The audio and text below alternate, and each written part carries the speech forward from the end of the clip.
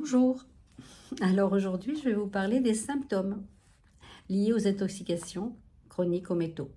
Des symptômes qui me concernent, parce que des symptômes généraux, il y en a beaucoup, et tout le monde ne fait pas tous les mêmes symptômes, Dieu merci, et tout le monde n'a pas les mêmes symptômes ensemble. Ça dépend des métaux et de leur synergie. Donc, en ce qui me concerne, les symptômes les plus marquants, et ceux qui se sont aggravés lourdement vers la fin. Donc, en premier, je mettrai la mémoire. Il y a une perte importante de mémoire très rapidement, à court et moyen terme.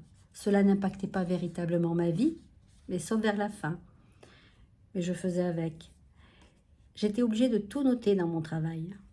Par exemple, je devais relire avant de pratiquer, sinon je ne me rappelais pas. Je voyais bien que les autres n'en faisaient pas autant.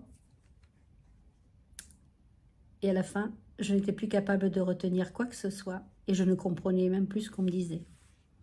Le gluten. Je suis devenue intolérante au gluten. Personnellement, dès que je mangeais quelque chose de farineux, comme le pain ou les pâtes par exemple, j'avais des douleurs à l'estomac. Mais pas toujours, ça dépendait du type de farine. Plus la farine était de qualité et moins j'avais de problèmes. Mais ça, je ne pouvais pas le savoir à l'avance. On sait que les blés sont manipulés, on y ajoute beaucoup de protéines de gluten pour faire lever la pâte, plus il y a plus d'air dedans, donc c'est plus volumineux.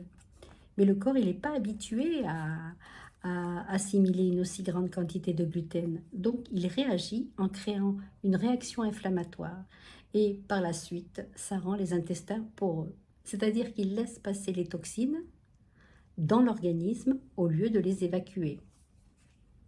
Vous avez de plus en plus de personnes qui sont fortement intoxiquées au gluten. Mais elles ne sont pas toutes forcément intoxiquées aux métaux. Et cela fait sourire encore quelques médecins ou anesthésistes, et ça c'est du vécu. Il y a un symptôme très particulier que je n'ai pas trouvé dans la littérature, mais que j'ai expérimenté personnellement. Lorsque le soir, je mange du farineux, c'est-à-dire du pain ou des pâtes, eh bien, la nuit, j'ai des angoisses terribles. C'est très dur à vivre. Par contre, si je ne mange pas de farineux, il ne se passe rien. Et ça, j'ai renouvelé l'expérience plusieurs fois. Donc, je peux dire que c'est exactement ce qui se passe. C'est vérifiable. Les chutes, je n'en faisais pas énormément au début, mais petit à petit, un peu plus que la normale.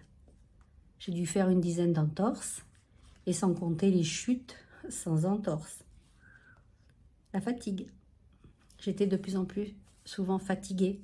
Cela s'est transformé en fatigue chronique et avec le temps, elle est devenue permanente, presque invalidante à la fin. Les cheveux, ils sont devenus de plus en plus fins, beaucoup plus fins qu'avant. Les prises de décision.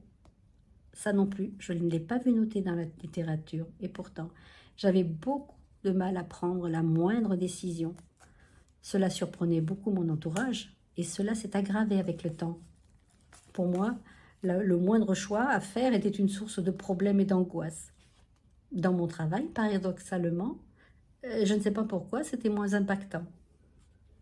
Mais au quotidien, c'était pénible. L'irritabilité et la colère. J'étais devenue au fil du temps très irritable et la moindre contrariété me mettait en colère. C'était très difficile à vivre pour mon entourage. Ils ont eu beaucoup de patience et je les en remercie infiniment. Le stress. J'étais en hyperstress chronique. C'était permanent. Tout était caution au stress. Pas un moment de répit. On sait que le stress entraîne une production de cortisol et ça, c'est pas bon pour l'organisme. Et après, voilà. Insomnie. J'étais sujette aux insomnies. Ajoutées à mon travail qui me demandait de faire parfois des gardes de nuit, je pouvais passer parfois 2 à 3 nuits sans dormir. Mais mon corps et mon cerveau étaient habitués et je pouvais paradoxalement rester très vigilante la journée. C'est incompréhensible, mais c'est ainsi. Le bruit. Je ne supportais pas le bruit. J'étais devenue hypersensible au bruit. Je pouvais entendre quelqu'un marcher dans le couloir la nuit le couloir loin de ma chambre, et ça me réveillait d'un coup. Les pleurs. Alors là, une vraie fontaine.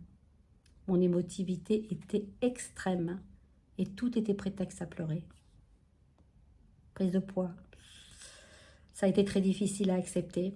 J'ai pris du poids avec rapidité et bien sûr avec incapacité à en perdre, malgré tous les efforts que j'ai pu faire, et cela a rajouté à mon désarroi. Par contre, pour d'autres personnes, c'est le contraire. C'est la perte de poids magistrale. J'en connais une. Les peurs. Petit à petit, on perd confiance en soi et on commence à avoir peur de tout. La peur est omniprésente. Les douleurs articulaires. Toutes les articulations sont douloureuses. Mais chez moi, il y en avait une qui était particulièrement douloureuse. C'était le genou gauche, parce qu'il avait été opéré. Et donc, l'inflammation était presque constante. Mais la dégénérescence qui s'était installée a continué, mais beaucoup plus lentement après les soins. Alors, cela peut vous paraître excessif, tout ça. C'est pourtant le quotidien des intoxiqués chroniques. J'en ai rencontré après ma guérison. Et je sais que d'être passé de l'autre côté, c'est assez impressionnant à voir. Comme je vous le disais, tout le monde n'a pas les mêmes symptômes. Et tout le monde ne réagit pas de la même façon face aux métaux. Il faut des conditions particulières dont je vous parlerai plus tard. Voilà, c'est fini pour cette vidéo. Merci de l'avoir écoutée. J'espère que ça vous a intéressé. Si c'est le cas, n'hésitez pas à liker et à partager. Merci beaucoup. À très bientôt.